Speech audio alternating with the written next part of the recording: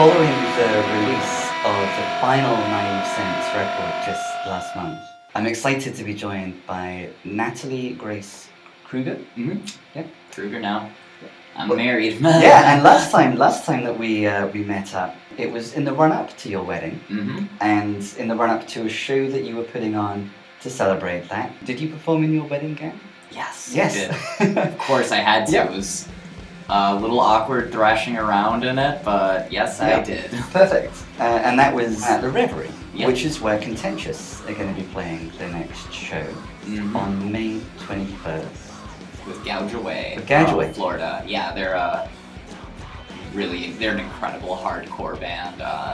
Kind of along the lines of Punch. I mean, I know every girl-fronted hardcore band gets compared to Punch, but Well, they're comparable. you know, but, it's but this is actually musically comparable, Yeah, and so sonically, there's like a lot more than just it's a femme-fronted hardcore band. Like, and it's really good. I really respect and admire that band. Awesome. So that's coming up near the end of this month. Mhm. In the meantime, of course, the very final. That you're getting along, so perhaps there'll be some reunion shows. Yeah. What are you thinking about that? We're thinking the final Naive show. Sense show for the foreseeable future. At the Triple Rock. Mm-hmm. Yeah. And that's on May 13th. Who are you playing with? It's a We stacked got bill. Oh my God, yes. Okay, Well, awesome. first of all, our friends from Typesetter Mhm. are coming up from Chicago for this show, and we'll be playing with them the night before in Eau Claire. Cool. With Arms Aloft, and so I'm really excited. They became some really good friends of ours. We played with them at Phil Fest in Milwaukee. Is that where you met? Yes, we met there, and I was outside, talking to one of my friends who I hadn't seen in a little bit, and I was hearing some really pretty, good driving music. And Great driving music as opposed to great driving music. Exactly. It's just it's real, not like I'm going down the highway. It's oh my God, this gets me going. Yeah. And so we just hit it. I don't know what it was, but we just all hit it off and kept in touch. They came into town last year when they were on tour. Got to play with them, and Alex actually does a guest vocal spot on this last Naive Sense EP. Yeah, which actually, although we already made the reference to it having come out last month, we're tracking this well in advance. Very organised. And Natalie is literally just coming from this morning, having finished all the guest vocals, recorded all the guest vocals for the Naive Sense record that you've been listening to, viewers, for quite some time. Yes, it is. Today was the final tracking. I had, how many people were there?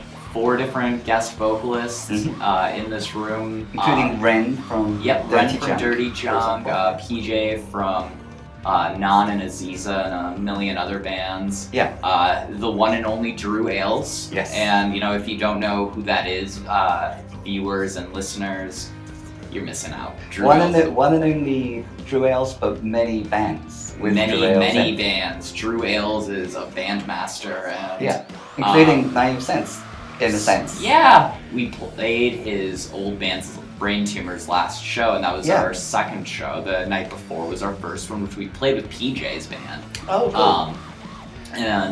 So there's all these little connections that we really wanted to get him on this. And, then also Travis Boss from Blackthorn and most notably Song of Zarathustra, which that band is one of the reasons Naive Sense came together. So it was nice. It's all he did a guest spot. He did a guest spot on her first record too, and that's how I got to meet him, and we became really close friends. And I was just like, dude, we're doing one last recording. I need to get you on this. And so he got to, it is always an honor to get to work with all of those people. Yeah.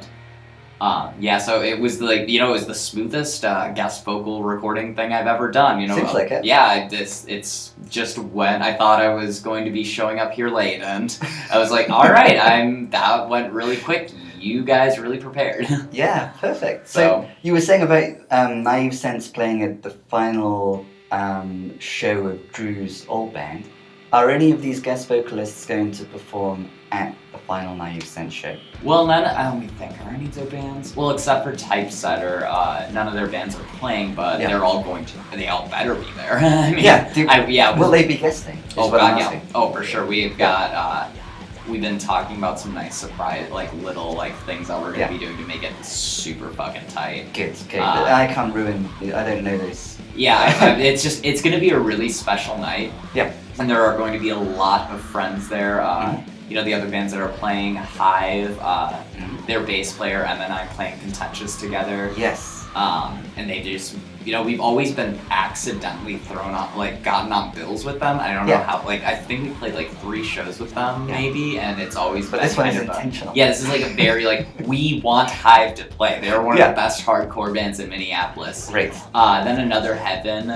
Which is Hollow Boys. The new Hollow Boys. Exactly. Yep. And we went to Ripper, Noah's other band, played with them pretty recently, and I think Jeff was there as well, and I was just watching. I was like, "Oh my god, this is super cool. So this is amazing!" And it's the best shoegaze band in Minneapolis. This is great. And then of course we're having Wretch play. Yes. They played at our first show. They played at our my wedding. We played Rock the Garden with them. You know, so it's just this is a really special evening for us. Yeah, and you even Disorder Control, I think, was Wretch inspired. Yep, I think that one. time. That one we were after we played with Wretch, Tom was I really want to write a song that just kind of makes me think of them. And so it was our Wretch-inspired song. They're pretty driving too. Driving bass line. Yeah, we actually on this new record, we do also have a song that was kind of Wretch-inspired.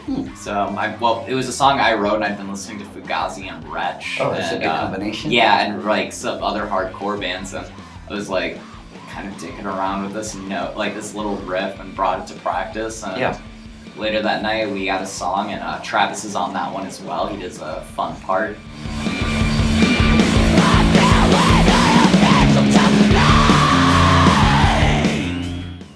So we had some.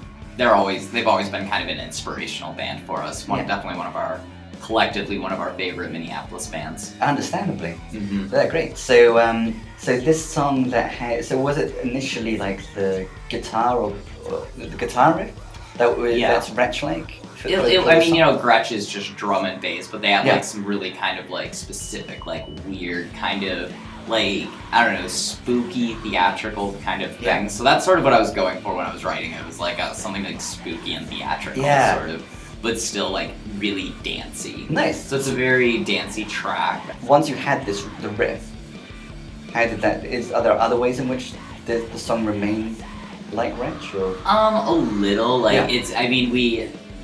When we are writing for Naive Sense, especially this EP, we would always kind of start with I feel we started with something, and it kind of became something completely different in most of the cases. Yeah, and so that was kind of whenever we're we have something sort of dancey-ish, we just kind of call it our Wretch part. If you come to my band's concert, and if by the end of the night you are not proud to say you are a Naive Sense fan, then I have failed you as a performer. I will make no excuse for it, for there is no excuse acceptable to me.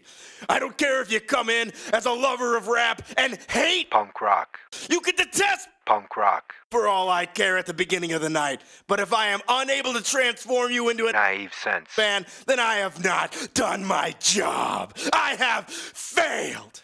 And from this point in, at any of my shows, if anyone comes to my show and afterwards tells me I have not done my job, I will personally offer them a refund. There is no excuse I can give them ever for that.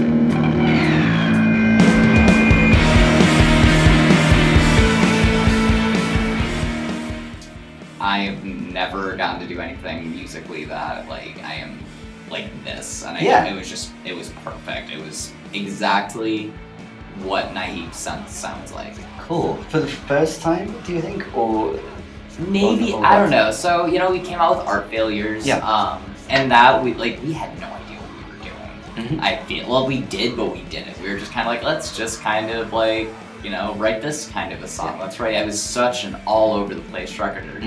But it a really shoegaze song. across all kinds of different genres. It's just all over the place. And then we came out with our singles. It was still like really all over the place. And then we came out Body Trauma, and that was very like, okay, this is a power violence grindy EP. It was I think like 7 minutes long for 6 songs, and even then that's I feel like we stretched them out a little bit more than we needed to. I mean, it was just so it was like very. Well, it's incontestably succinct. Exactly, and it's just but it was what we wanted to do, and we're like, we should really just come out with this like grind EP. I don't remember who. I think it might have been Tommy who pitched the idea, and so we came out with it, and that still sounded like us, but it was just like us on steroids sort of thing. And this one was, kind of felt like we were going back to that same sort of experimentation of the first record where, there are... called art failures. Exactly. So it emphasizes the art component and the experimentation.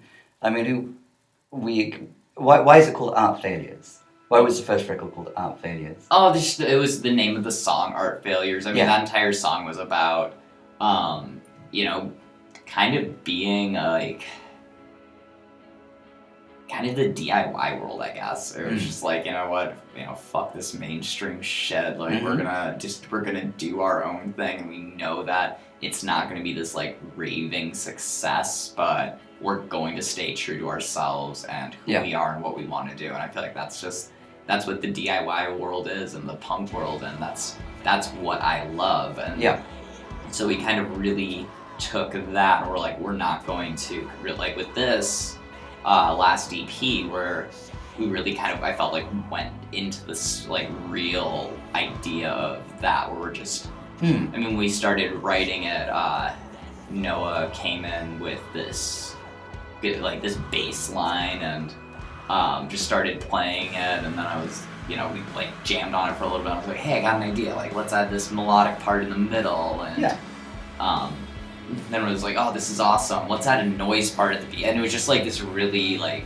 this song sounds like Naive Sense. And it sounds like Naive Sense because of the experimentation and the willingness to like fail. It's just like we have this kind of thought like, we're gonna finish every single idea we bring to the table, like nothing goes unused. Which we also have a lot of demos that have been back cataloged that we were gonna do something with and never ended up like recording or anything, but it was just like, we're doing this, and we're not gonna be afraid to push our own boundaries and to kind of go wherever we want. So, only I think 2 of the songs sound like remotely the same. Like they could be. Is it broader than Art Failures then, which is already?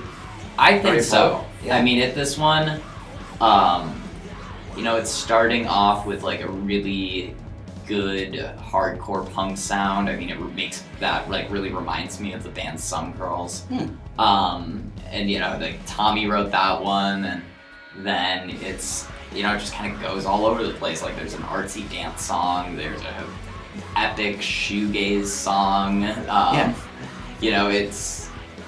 It's just kind of who we are. We play around with a lot of different stuff. We kept it pretty minimal this time around, other than guest vocalist for Body Trauma.